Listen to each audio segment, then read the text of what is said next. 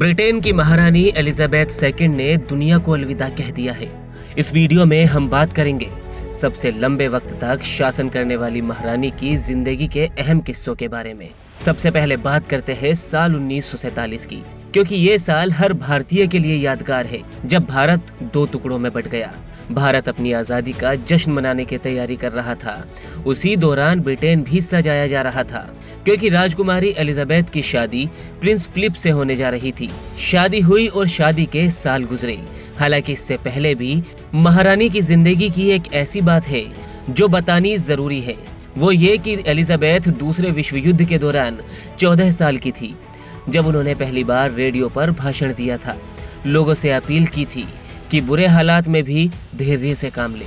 अपने 21वें जन्मदिन पर देश को संबोधित करते हुए क्वीन एलिजाबेथ ने कहा था, I declare before you all that my whole life, whether it be long or short, shall be devoted to your service.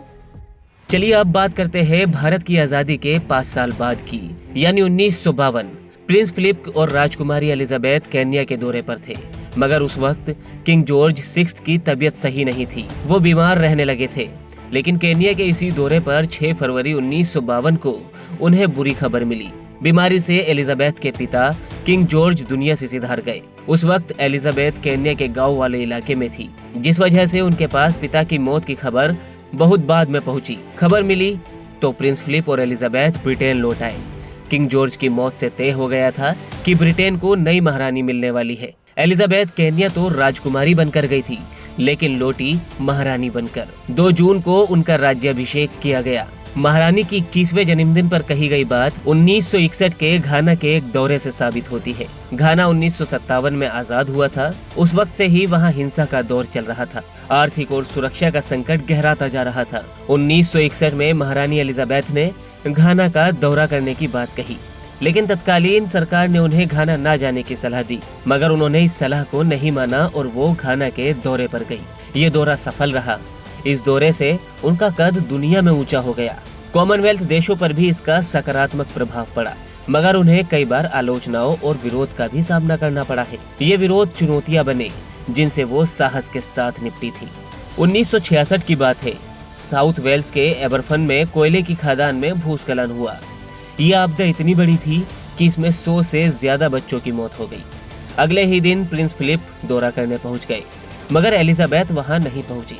उन्होंने सोचा कि मेरे जाने से वहां बचाव कार्य प्रभावित हो सकता है, मगर उनके घटनास्थल पर न जाने का दूसरा असर हुआ। लोगों में नाराजगी बढ़ गई कि लोगों की मौत से महारानी को कोई फर्क नहीं पड़ता। लोगों में गुस्सा पनपा तो महारानी ने इलाके का दौरा किया। पीड़ित परिवारों से मिलकर उनका दुख बांटा, मगर नाराजगी लोगों में कम नहीं हुई।